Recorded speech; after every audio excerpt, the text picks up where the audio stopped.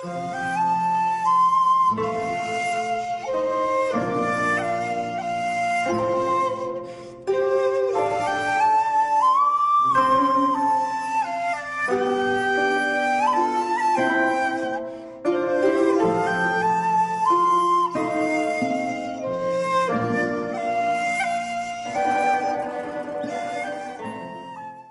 ఊళ్ళో రామయ్య సీతమ్మ అనే మధ్యతరగతి కుటుంబం ఉండేది. వీరి జీవనాధారం వ్యవసాయం. ఉన్న ఎకరం పొలాన్ని రేయనక పగలనక కష్టపడి పండించుకుంటూ పంట చేతికి వచ్చాక ఎరువుల కొట్లో అప్పులు ఇంకా బయట నుంచి తెచ్చిన అప్పులు తీర్చి మిగిలిన కొద్ది డబ్బుతో ఇల్లు గడుపుతూ కొంత పొదుపు చేసేవారు. రామయ్య సీతమ్మ పేరు తగ్గట్టుగానే సాటివారితో మంచిగా ఉంటూ ఊళ్ళో అందరి చేత ఆదర్శ దంపతులు అని పిలిపించుకునేవారు.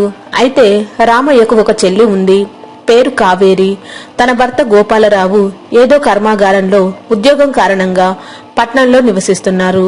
తన భర్త ఉద్యోగస్తుడని, రామయ్య పొలం పనులు చేసేవాడని తక్కువ చేసి చూస్తుండేది. సీత, పోయిన సంవత్సరం పంట మీద అన్ని ఖర్చులు పోను కొద్ది గొప్ప పొదుపు చేశాము. మరి ఏడు ఎలా ఉంటుందో ఏమో, అంతా వామదేవుడి దయ. సీత, నీ దుస్తులు చెగులు పడినట్టున్నాయి. ఆ డబ్బులో బట్టలేమన్నా కొనుక్కుంటావా? ఇప్పుడు నాకు బట్టలు వద్దు, ఏమీ వద్దు గాని ముందు మీరు కొత్త చొక్కా కుట్టించుకోండి. చిరుగులు బాగా ఎక్కువైపోయినాయి. అసలే నలుగురి మధ్యకు వెళ్లేవారు. ముందు మీ దుస్తులు బాగుండాలి. నా బట్టలకేముంది సీత, ఎలా ఉన్నా నన్ను రామయ్యనే అంటారు. నీ సంగతి అలా కాదు కదా. నువ్వు ఎల్లప్పుడూ మంచి దుస్తులతో ఉండాలి. సీత, అక్కడ చూడు, ఎవరో వృద్ధుడు పడిపోయి ఉన్నాడు. చూడబోతే ఆ తడికలనే నాగేలాగా ఉన్నాడు. పక్కన ఎదురు కట్ట ఉంది. త్వరగా పద. పాపం ఏమైందో ఏమో. అవునండి, అతడు ఊరి బయట ఉండే నాగయ్యేనండి. ఎండకు కళ్ళు తిరిగి కింద పడిపోయి ఉంటాడు. అలా అనుకుంటూ రామయ్య దంపతులు దారిలో పడిపోయిన ఉన్న వృద్ధుడి వద్దకు వెళ్లి మొహం మీద నీళ్లు చల్లి మంచి నీళ్లు ఇచ్చారు. స్పృహలోకి వచ్చిన వృద్ధుడు రామయ్యకు కృతజ్ఞతతో నమస్కరించాడు. సీత, నేను ఈ వృద్ధుణ్ణి తీసుకుని అతడి ఇంటి వద్ద దించి వస్తాను. ఈలోగా నువ్వు చేనికి వెళ్లి కలుపు తీస్తుండు, సరేనా? రామయ్య భార్యకు అలా చెప్పి వృద్ధుడిని భుజం మీద వేసుకుని అతడి ఇంటికి తీసుకువెళ్లసాగాడు. ఓ రామయ్య గారు, అతడు ఎవరనుకున్నారు? ఊరు బయట ఉండే తడికెళ్ళి నాగయ్య. ఊళ్ళో ఎవరు అతని ఇంట్లోకి కూడా రానియరో, దూరంగా ఉండే మాట్లాడతారు అందరూ. అలాంటిదే మీరు భుజం మీద మోసుకుని పోతున్నారేంటండి? ఓ వద్దండి, మీకు వాళ్ళు అక్కడ పడేయండి. ఊళ్ళో జనాలు చూశారంటే మిమ్మల్ని తప్పుగా అనుకుంటారు. సాంబయ్య, మనిషి పుట్టాక సాటి మనిషి కష్టాన్ని పంచుకోవాలయ్యా. నువ్వెంతకాలం బతుకుతావో తెలియదు, నేనెంతకాలం బతుకుతానో తెలియదు. మనమేమన్నా రాజ్యాలు వెళ్తామా? లేవటం, పని చేయటం, డబ్బు సంపాదించడం, ఆస్తులు పోగేయటం, అశాంతితో మరణించడం, ఇదేనా మనిషి జీవితం? సాంబయ్య, మనిషికి ఇవి కాదయ్యా ఉండాల్సింది. కాస్తంత సాయపడే గుణం ఉండాలయ్యా. అందరి ఒంట్లోనూ ప్రవహించేది ఎర్రటి రక్తమేగా. అలాంటప్పుడు ఇంకా నువ్వేంది, నేనేంది, వాళ్ళేంది, వీళ్ళేంది? అలా రామయ్య ఆ వ్యక్తి మాటలను లెక్క చేయకుండా వృద్ధుడిని ఊరి బయట ఉన్న అతడి గుడిసెకు తీసుకువెళ్లాడు. బాబు రామయ్య గారు, ఇందాక సువ్వ తీసుకొత్తంటే ఉన్నట్టుండి కళ్ళు తిరిగినాయి బాబు. అక్కడే కూలబడ్డా. ఓ పక్కేమో దప్పుకైతుంది, ఇంకో పక్కేమో కళ్ళు తిరుగుతున్నాయి బాబు. మనోళ్ళు ఎంతోమంది నా పక్క నుంచి పోతున్నారు, వస్తున్నారు, కానీ ఒక్కళ్ళు పట్టించుకోలే బాబు. నేను అట్టనే మూలుగుతున్నా. మంచినీళ్ళు పోసే నాదులు కొన్నాడు బాబు. అందరూ అంటరాని వాళ్ళలాగా దూరం దూరం పోయారు బాబు. సమయానికి తమరు రాకపోతే నేను బతికేవాడిని కాదండి. రామయ్య బాబు, మీరెంత ధర్మాత్ములండి. మీ రుణం ఏమిచ్చి తీర్చుకోగలను బాబు. నాగయ్య, సాయం చేయని మనుషుల గురించి తలుసుకొని బాధపడకు. మన సమాజం తీరే అంతయ్యా. అందరూ సమాజం మారాలి అనేవాళ్లే గాని ఆచరణలో తమ వంతు కృషి ఎవ్వరూ చేయరు. నాగయ్య, ఈ కొద్ది డబ్బు తీసుకో, వెళ్లి వైద్యుడికి చూపించుకొని ఏమైనా మాత్రలు వాడు. దీని మందం నాకేదైనా తట్టో బొట్టో అలుదు వెళ్ళలేవయ్యా. సరే నాగయ్య, నేను వెళ్ళొస్తా. పొలం దగ్గర కలుపు తీసే పనుంది. అలా చెప్పి రామయ్య పొలానికి వెళ్లిపోయాడు. రామయ్య వెళ్లిన వైపే చూస్తూ చేతులు జోడించి కృతజ్ఞతాభావం తెలుపుతూ కలకాలం చల్లగా ఉండాలని దీవించాడు. వామ్మో, ఇదెక్కడి కలుపండి, తీసి తీసి చేతులు నెప్పెడుతున్నాయి. వీటి వల్ల పంట మొత్తం నాశనమయ్యేటట్టుంది. అసలు ఇంత కలుపు మన చేలోనే ఉందా, లేకపోతే అన్ని చేలల్లో ఇలాగే ఉంటుందా? కలుపు అనేది లేకపోతే ఎంత బాగుండు. ఎంత అమాయకురాలువే సీత. చేలో కలుపు ఎలాంటిదో మనిషిలో ఉండే కుళ్ళు, కుతంత్రం, పక్క వాళ్ళని మోసం చేయడం వంటి అవలక్షణాలు కూడా అలాంటివే. మనిషి తనలోని కలుపు తొలగించుకోవటం ఎంత ముఖ్యమో చేలో కలుపు తీయడం కూడా అంతే ముఖ్యం. అందుకని శ్రమనుకోకుండా కలుపు తీద్దాం, పంటను కాపాడదాం. అలా రామయ్య సీతమ్మ దంపతులు ఎంతో అన్యోన్యంగా పల్లెటూరులో ఆనందంగా ఉంటే, ఇదే సమయంలో పట్నంలో ఉన్న రామయ్య చెల్లెలు కావేరి ఇంట్లో భార్యాభర్తలు ఏదో మాట్లాడుకుంటున్నారు. నన్నేం చేయమంటావు కావేరి? నేనేమన్నా కావాలని ఉద్యోగం వదులుకున్నానా ఏంటి? యాజమాన్యమే జీతాలు ఇచ్చుకోలేక ఉద్యోగస్తులను తీసివేస్తుందట. అందులో నా పేరుంది. ఇప్పుడేం చేయాలో అర్థం కావటం లేదు. ఈ మహాపట్నంలో ఉద్యోగం ఉంటేనే బతకడం కష్టం. అలాంటిది ఖాళీగా ఉండటం అంటే కొరితో తలగొక్కోవటమే. ఇంటి అద్దె, తిండి ఖర్చులు, తీసుకున్న వస్తువులకు నెలవారీ చెల్లించే డబ్బులు, ఇంకా చిన్న చితక అప్పులు. అబ్బో, చెప్పుకుంటే పెద్ద పురాణమే అవుద్ది. చేతిలో 5 పైసలు లేవు. ఇప్పుడేం చేయాలో తెలియటం లేదు కావేరి. అందుకే ఆ మాయదారి ఉద్యోగం వదిలిపెట్టి ఏదైనా వ్యవసాయం చేసుకోమని చెబితే మీరు నా మాట వినరాయే. ఉద్యోగం అంటే నలుగురిలో పేరుంటది అన్నారు. ఇప్పుడేమైందో చూడండి. వచ్చిన జీతం అంతా ఇంటి ఖర్చులకు చాలక అప్పులు కూడా చేస్తిరి. ఇప్పుడు ఉన్న ఉద్యోగం పోయింది. ఇక్కడ ఉంటే ఈ ఖర్చులతో బతకడం చాలా కష్టం గాని, మీకు మరో ఉద్యోగం దొరికేంత వరకు మా అన్నయ్య వాళ్ళ ఇంటికి వెళ్దాం పదండి. కొన్నాళ్లు ఎలాగోలాగా అక్కడే ఉందాం. అలా భార్యాభర్తలు ఆలోచించుకుని కొన్నాళ్లు ఖర్చు లేకుండా గడపటం కోసం రామయ్య ఊరికి బయలుదేరారు. ఇంటికి రావటంతోనే రాక వచ్చిన తన చెల్లెలుని బావగారికి ఎంతో ప్రేమగా ఆహ్వానించాడు. సీతమ్మ కూడా కావేరిని ఆప్యాయంగా పలకరించి ఇంట్లోకి తీసుకువెళ్ళింది. మేము చాలా బాగున్నాం బావా. ఎన్నో రోజుల నుంచి మీ చెల్లెలు మా అన్నయ్య ఇంటికి పోదామని రోజు పోరు పెడుతుంది. నాకేమో కార్యాలయంలో ఎన్నో పనులున్నాయి. నేను లేకపోతే నా కార్యాలయంలో ఉద్యోగులు సరిగా పనిచేయరు. సరే, ఏమైతే అదేందని చివరకు ఒక నిర్ణయం తీసుకొని తాత్కాలికంగా నా బాధ్యతలు నా స్నేహితుడికి అప్పచెప్పి కొంతకాలం ఈ పల్లెటూరులో గడుపుదామని వచ్చాం బావా. అంతే కాదు కావేరి? అవునన్నయ్య, నిన్ను వదినను చూడాలని ఎన్నాళ్ళ నుంచో గొడవ పడితే గాని ఇదిగో ఇన్నాళ్ళకి మీ బావగారికి తీరింది. పాపం, నా కోసం ఆయన కార్యాలయం పనులు వదిలిపెట్టి మరీ వచ్చాడు. నాకు తెలుసులేమ్మా కావేరి, ఈ అన్నయ్య అంటే నీకెంతో ప్రేమని. బావగారు ఎన్నాళ్లకైనా వచ్చినందుకు చాలా సంతోషంగా ఉందండి. సీత, చెల్లికి బావగారికి భోజనాలు సిద్ధం చేయి. వాళ్ళు పట్నం నుండి వచ్చారు కాబట్టి వాళ్ళకి కావలసిన వంటలు చేయి. బావగారు, మీరు విశ్రాంతి తీసుకోండి. నేను అలా ఎరువుల కొట్టు వద్దకు వెళ్లి వస్తాను. అలా ఆ రోజు నుండి కావేరి దంపతులు రామయ్య ఇంట్లో మకాం వేశారు. వారమైంది, నెల రోజులైంది, 3 నెలలు దాటాయి. వాళ్ళు ఇంటి నుంచి కదలడం లేదు. వాళ్లకు వండి పెట్టడం కోసం సీతమ్మ పొలం దగ్గరకు కూడా వెళ్లటం లేదు. రామయ్య ఒక్కడే వెళ్లి వస్తున్నాడు. ఒకరోజు సీత ఈ విషయం గురించి భర్తను మెల్లగా కదిపింది. పోనీలే సీత, ఉంటే ఉన్నారులే. తినేది ఒక ముద్ద అన్నమే గదా.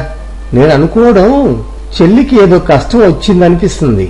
అందుకే అన్నయ్య నెత్తుక్కుంటూ వచ్చిందనిపిస్తుంది. సీత, వాళ్ళు ఉన్నంతకాలం ఉన్నిద్దాం. నువ్వు కూడా వాళ్ళని ఏమీ అడగమాకు, బాధపడతారు. అలా రామయ్య చెప్పేసరికి సీత కూడా సరేలే అన్నది. ఉన్నన్నాళ్లు ఉంటారులే అని సర్ది చెప్పుకుంది.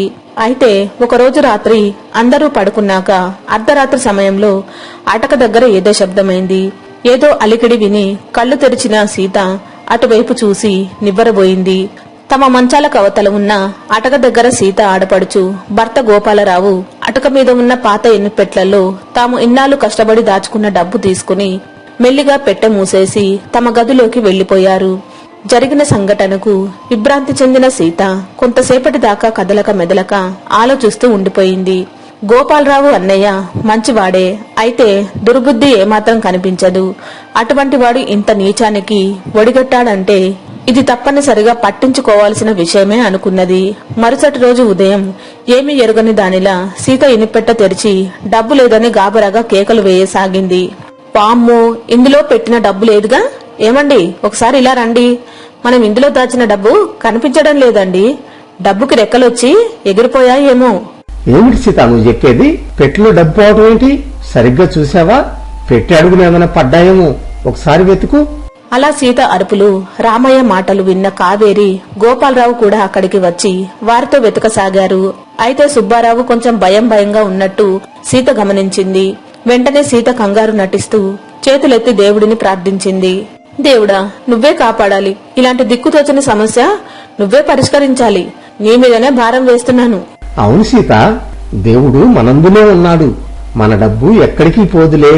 అమ్మా కావేరి, బావగారు, ఇవన్నీ మా ఇంట్లో మామూలే. మీరేం పట్టించుకోమాకండి. సీత ఎక్కడో పెట్టి మర్చిపోయి ఉంటుంది. మళ్లీ పెట్టిన చోటు గుర్తొచ్చి డబ్బు దొరుకుతుంది. ఇవన్నీ మాకు మామూలే గాని మీరు వెళ్లి హాయిగా విశ్రాంతి తీసుకోండి. అలా అనుకుంటూ రామయ్య పొలం దగ్గరకు వెళ్లాడు. సీత వంట పని చేస్తుంది. సుబ్బారావు ఏమాత్రం ఆందోళనతో అటూ ఇటూ తిరగసాగాడు.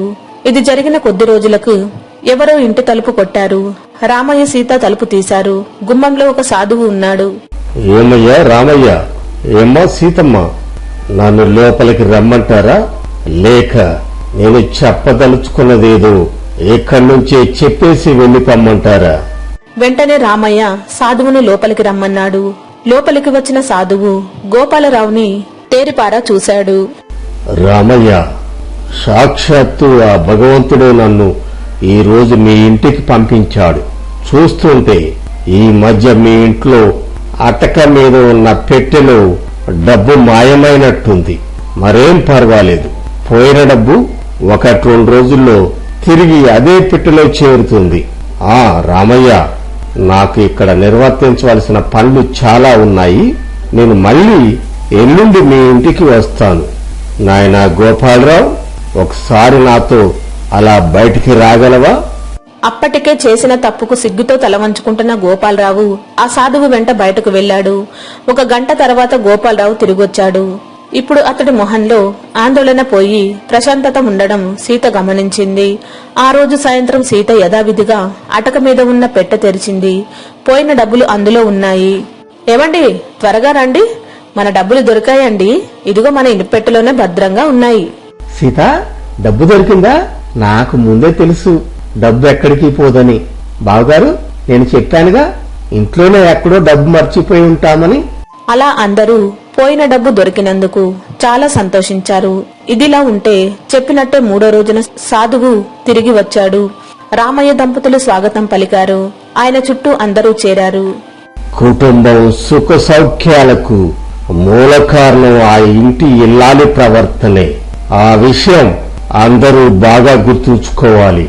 ఇల్లాలు సంతృప్తిగా ఉంటేనే ఆ ఇంట లక్ష్మీదేవి కొలువు తీరుతుంది. ఇల్లాలు అసంతృప్తిగా ఉంటే ఆ ఇంట శని దాపరిస్తుంది. కాబట్టి ప్రతి ఒక్కరూ వివేకంగా బతకడం నేర్చుకోవాలి. సీతమ్మ, నేను వచ్చిన పని అయిపోయింది, ఇక వెళ్తాను. సాధువు అలా చెప్పి ఎవరికి ఒక్క మాట మాట్లాడేందుకు కూడా అవకాశం ఇవ్వకుండా వెళ్లిపోయాడు. సీత, ఆ సాధువు ఎవరో గాని చాలా మహిమలు కలవాడనిపిస్తుంది. ఆయనలో ఏదో దైవాంశం ఉందని నా నమ్మకం. లేకపోతే మనం పిలవకుండానే మన ఇంటికి రావడం ఏంటి? మన ఇంట్లో పోయిన డబ్బుల విషయం ఆయన చెప్పడం ఏంటి? ఆయన చెప్పినట్టే డబ్బు దొరకటం ఏంటి? అంతా సాధు మహిమ. ఏమండి, ఇదంతా మా బాబాయ్ సహకారంతో నేనాడించిన నాటకం. అసలు విషయం ఏంటంటే, ఒకరోజు నేను ఇల్లు ఊడుస్తుండగా కావేరి వదిన గదిలో మాటలు వినిపించి ఒక చెవి అటు పడేశాను. కావేరి, ఇంకా ఎంతకాలం అని ఎక్కడుంటాం? పాపం మీ అన్నయ్య వాళ్ళ పరిస్థితి కూడా అంతంత మాత్రమే. కావేరి, ఇంకో మాట చెప్పడం మర్చాను. పట్నంలో నేను నా స్నేహితుడి వద్ద డబ్బు అప్పుగా తీసుకున్నాగా. ఇప్పుడు నేను పట్నంలో కనపడకపోయేసరికి నన్ను వెతుక్కుంటూ డబ్బు కోసం ఈ ఊరు వచ్చాడట. ఇంకా మనం ఇక్కడే ఉంటే మన పరువు పోతుంది. వెళ్ళిపోదాం కావేరి. ఎందుకండి అంత కంగారు పడతారు? ఈ ఇంట్లో మా అన్నయ్యదే పై చెయ్యి. అలాగే నేనంటే అన్నయ్యకు చాలా ఇష్టం. మనం ఎంతకాలమైనా ఇక్కడ ఉండొచ్చు.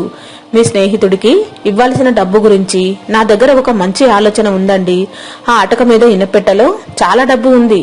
రాత్రి అందరూ పడుకున్న తర్వాత ఆ డబ్బు కాజేద్దాం. అప్పుడు మీ సమస్య తీరిపోతుంది. అలా వదిన అన్నయ్యతో దొంగతనం చేయించింది. కానీ ఈ విషయం మీకు చెబితే మీరు నమ్మరు. అందుకే మొన్న మా అమ్మకు బాగోలేదన్నప్పుడు మా ఇంటికి వెళ్ళానుగా. ఆ రోజు మా బాబాయ్ కూడా వచ్చాడు.